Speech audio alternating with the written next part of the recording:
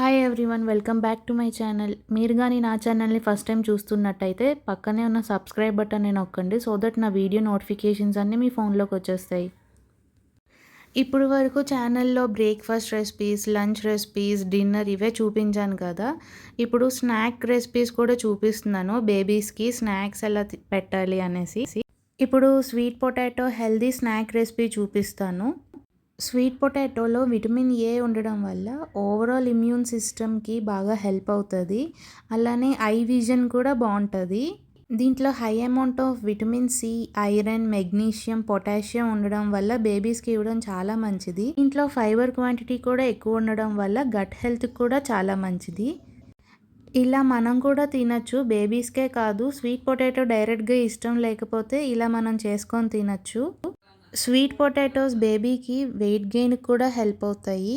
ఇంకా ప్రాసెస్లోకి వస్తే స్వీట్ పొటాటోని తీసుకొని పైన లేయర్ అంతా పీల్ చేసి ఇలాగ సన్నగా కట్ చేసుకోవాలి ముక్కలు. అంటే బేబీస్కి పట్టుకునేలాగా ఉండాలి సన్నంగా. ఇప్పుడు ఇలా సన్నంగా కట్ చేసుకున్న ముక్కలన్నిటినీ బాగా వాష్ చేసి స్టీమ్ పెట్టుకోవాలి.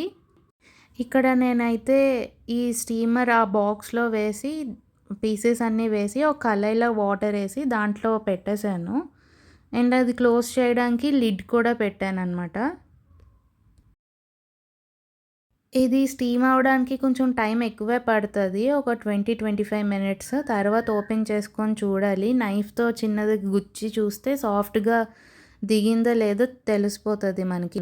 ఇవి డైరెక్ట్గా అలాగైనా తినేయచ్చు, లేకపోతే ఇక్కడ నేను చిన్న కడాయిలోని కొంచెం గీ యాడ్ చేసి కొంచెం సాల్ట్, అలానే జీరా పౌడర్ కానీ వాము పౌడర్ కానీ ఏదైనా యాడ్ చేసుకోవచ్చు. ఇలా చేయడం వల్ల కొంచెం టేస్ట్ ఎన్హాన్స్ చేస్తుంది అంతే. మీరు డైరెక్ట్గా కావాలంటే డైరెక్ట్గా కూడా తినేయచ్చు.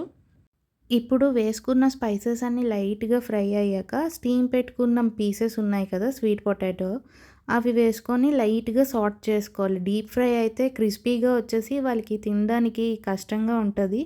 సో లైట్గా అలా సాట్ చేసుకుంటే సరిపోతుంది. ఆ పీసెస్ అన్నిటికీ వేసుకున్న జీరా పౌడర్, సాల్ట్ అన్నీ బాగా పట్టాయి.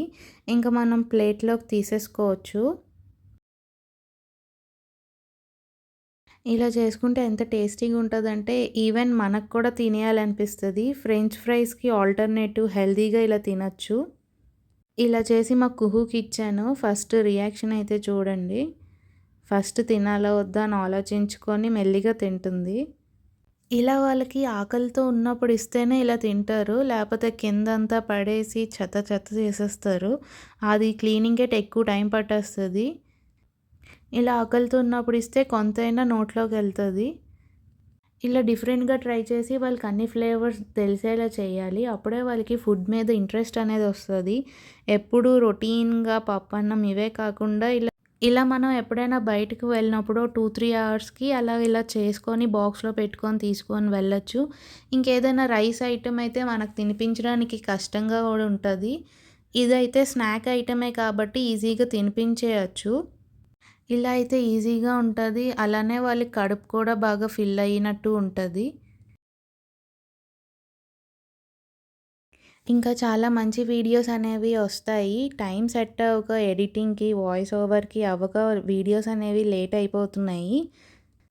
ఏదో తింటుంది అని హ్యాపీ అయ్యేలోపు ఇంకా కింద పడేయడం స్టార్ట్ చేసింది. ఇంకా దాని మీద ఇంట్రెస్ట్ పోయినట్టున్నది. కానీ వాళ్ళ మటుకు వాళ్ళు తింటేనే వాళ్ళకి ఆ టెక్స్చర్ అనేది తెలుస్తుంది. క్లీనింగ్ కోసం చూసుకోకుండా వాళ్ళకి ఇచ్చేయడమే బెటర్. వీడియో కానీ నచ్చితే లైక్ చేయండి, అలానే ఫ్రెండ్స్ అండ్ ఫ్యామిలీతో షేర్ చేయండి. అలానే మరిన్ని వీడియోస్ కోసం ఛానల్ని సబ్స్క్రైబ్ చేసుకోండి. Thank you for watching. Bye.